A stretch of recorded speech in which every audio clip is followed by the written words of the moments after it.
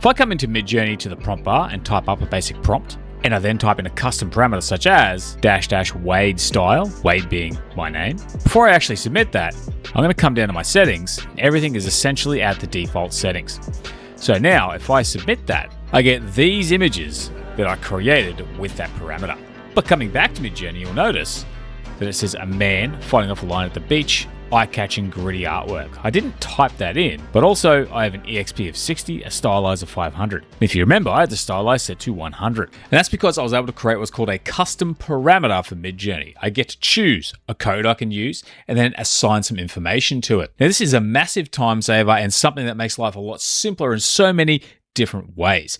But once again, it is something you have to set. It's not something that's just simply there. For example, if I come up the top here and type in a dog in the city, -- and just whatever I want, such as good AI art, and hit enter, it comes up saying unknown parameter, good AI art. So how do we create these parameters? Now, for the longest time, you couldn't actually do this on the website. It was pretty much a Discord only feature. Last time I actually checked this, it didn't work at all. You couldn't use those codes on the website, but now it appears that you can. So the way you set this up is you need to have your Discord account linked up to Midjourney. If you don't have that, you can head down to your account settings and do it there. But otherwise, we head into Discord, and right now I'm currently on the Midjourney server. Now, I'm also in one of the newbie rooms down here, and you'll notice I have the Midjourney bot. If I'm on my phone, I click on the avatar, but otherwise I click the name, and then click the avatar, and then come down here to message the bot directly. So I click message, and you'll notice I have some messages here that I've had with the Midjourney bot.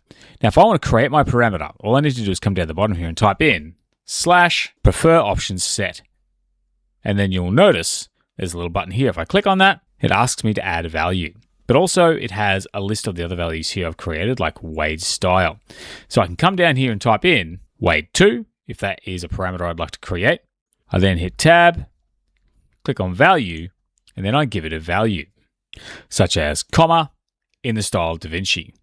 I can then also add in parameters, such as -- W for weird, 3000, or anything that I want to be typed in where I place this parameter. I hit enter, and you'll see it says custom option Wade 2 is set to in the style of Da Vinci weird 3000. So now if I want to test that out, I will do that right here in Discord. I'll type in /imagine and a prompt. So I'm going to type in something like a fierce cat's face and then -- Wade 2, hit enter, and we get our images. And if you come up the top, you'll notice it's added in the style of Da Vinci and weird 3000 automatically.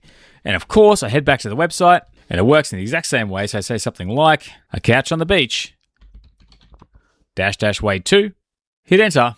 It's added in the style of Da Vinci at the end of the prompt and the weird level of 3000. So you can see how this is like a massive time saver and really simplifies a lot of your workflows, because if you have a particular type of sort of style setting that you want to use a lot of, or maybe several that you want to switch between, this allows you to create a simple code that you can reference when you're entering your prompts. But beyond that, you can enter things like basic text. You can enter other parameters. What's really useful is the fact that you can actually go ahead and use things like image prompts, style references, and set things up that way also. But one of the best uses of using an image-based reference like this is actually for character references. I found that this really simplifies the process, so I thought I'd run through a bit of a workflow very quickly on how you can use this to speed up your character reference work in Midjourney. For example, let's say I have a bearded man dressed as a cyberpunk samurai in a dystopian future at night as my prompt, and I drag in a picture of me to use as an Omni reference. And I can also adjust the strength. Maybe I decide to make it a little bit less, so I'll go from 100 down to 75, or even type in 90, and I send that through, and I generate my images. So if I click on this, and I come up and copy the prompt, it'll copy that prompt to the clipboard, and if I head back to Discord, I can type in prefer option set. I could say Wade character, and there's the value I paste in that full prompt. At the moment, Omni reference only works with version 7, but I'm going to just remove that from here, remove the aspect ratio, and the rest of the prompt. So I have my Omni reference, and if I find an Omni way it works better, I can keep that in there as well. So I hit enter, and I've now set that parameter. So now when I come back to the website, I type something like a man floating in outer space, type in -- Wade character. I'm also going to add in --v7 since I'm using an Omni reference. And you can add this in yourself, but it might be worth keeping it out. So that way, when it does become available in version 8.2, you don't have to reset it. But by adding that parameter in there now, it will actually include me in the prompt as an Omni reference and produce images of me floating in space, and I don't have to worry about uploading the Omni reference or remembering the address of the image every time I use it. Now, of course, this is exclusive to your account. If you go and try one of my codes like --Wade character, it's not going to work because these are set up exclusively for your account, so you get to keep them to yourself, which I think is a pretty good thing. But one thing this is really useful for speeding things up and simplifying your whole process is codes. Midjourney loves its codes. Style codes, personalization codes, mood board codes, a string of numbers that you're going to have a lot of trouble remembering unless you're using them a lot. You can now tie that into a simple parameter so that way you can name these things to use them more effectively in the future. And there's even more to it than that, but I'll show you what I mean. So let's say I really like this style code here. I can click on the sref number, come up the top and copy that sref code, head over to Discord. As before, I have prefer option set, and I give it a name, something like cold Polaroid. Click next, add my value, and I just simply paste in that sref code.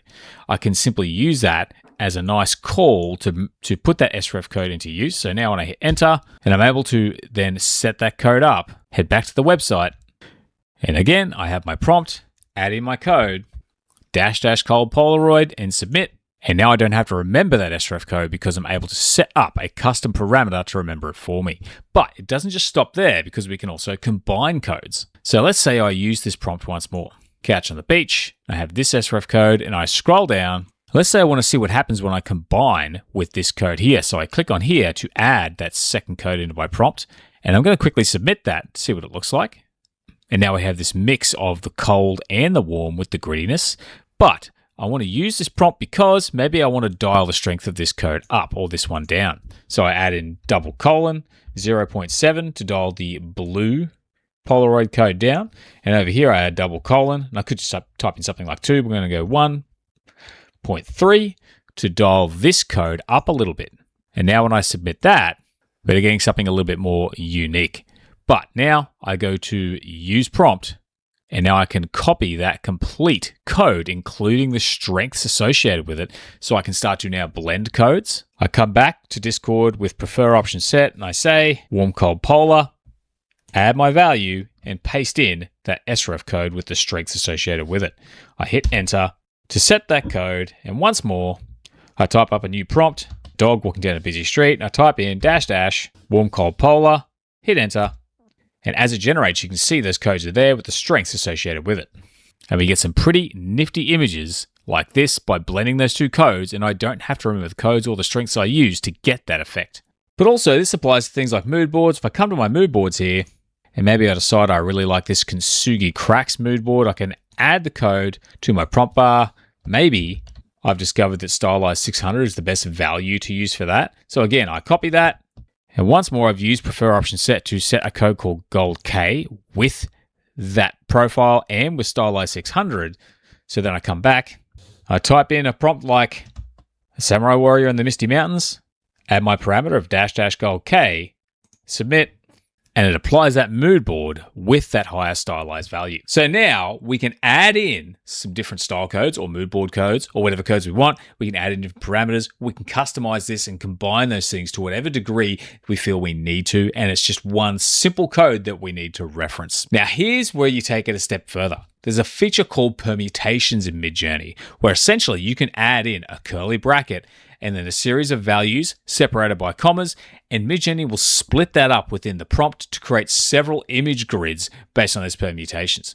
So to give you an idea of how that works, if I were to type in a prompt something like a t-shirt that is the color of, and then I put my curly bracket in there, red, comma, blue, comma, green, and then end with a curly bracket, it splits that up into 3 prompts. I get one prompt with a red shirt, one prompt with a blue shirt, one prompt with a green shirt.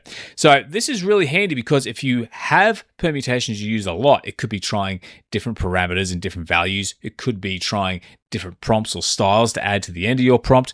This makes codes a way to simplify and reference those really, really quickly. So you can see here again, I've set another custom option. I've added style test, And what I've added is stylize with a curly bracket and then different levels of stylize in here separated by commas. And then I've also added EXP with that same setting. And because we have 3 different prompt settings here and 4 there, we'll get 12 different sets of images. But if I head back to the website and use style test, you'll see I've actually already run a test here. But what I can do is click on this prompt, but instead of saying a Shaolin monk, I will say Samurai Warrior.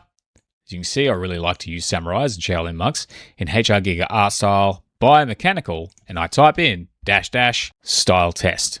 And it will test all of those various levels of stylize in EXP. And you'll notice, because of these permutations, when I submit, it submits several image grids all at once, and it will slowly go through and render them all one after the other. And so we get our first grid here with a stylize of 0 and EXP of 0 with these images. And then our next grid, things start to change as we bring that EXP up to 50.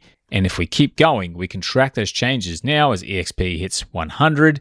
And then once you add in the default stylize of 100, even without EXP, there's a big difference in style. So this is a great option for tracking various different settings to see what impact they have on your images. So it doesn't just have to be stylized. It can be different mood boards. It could be different style codes, different strengths, different prompts themselves. So it's pretty powerful and a great way to get a lot done in a short amount of time. Now, this is a feature I use quite a lot. If you've seen any of my style videos, you'll notice I use a lot of the same prompts when I'm actually prompting. I've actually set up a custom style code that I use as a simple parameter in my prompts. And I put it right at the start of the prompt either. I don't need to put it towards the end. I add in a simple prompt that says -- all, and it covers all the characters and prompts that I use in those style videos. So that means I get a lot done a lot quicker, and I'm able to experiment and just be more mentally creative without having to think about all the details and punch in the names every single time. Now, the good news is, unlike most parameters where you have to add these at the end of your prompt, you can add these pretty much anywhere. If I said something like a TV screen showing, and I typed in -- all, which is a code I've created that lists a whole bunch of different prompts, I could then say the style of a news update. I now am able to I can even put this right at the very start if I want to, but a TV screen showing, and then a list of different characters in the style of a news update. And you'll watch as I hit enter, we have a TV screen showing the face of a lion, a TV screen showing the Statue of Liberty, a TV screen showing Darth Maul, and so on. So we have a TV screen showing Mickey Mouse, Batman, Goku, Optimus Prime, all these different characters I added into that parameter. So that is a really handy tool for trying out different styles with different prompts by using the permutations to split up those prompts.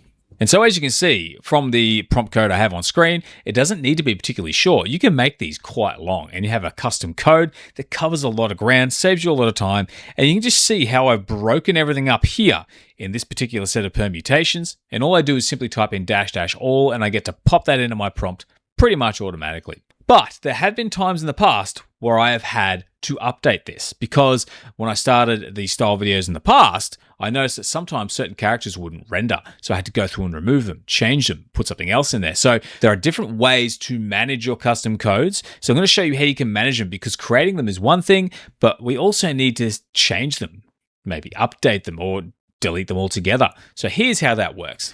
Now you can see I've created a few codes here in this video. They're all listed here. But if I want to see all the codes I've ever created and what their values are, I'm going to type in /prefer option list. And if I click on prefer option list here and enter, you'll see it pops up with this here. Now, usually it just simply pops up on screen up here, but because I have such a long list of custom codes, it has produced this document for me. So if I click here to view the whole file,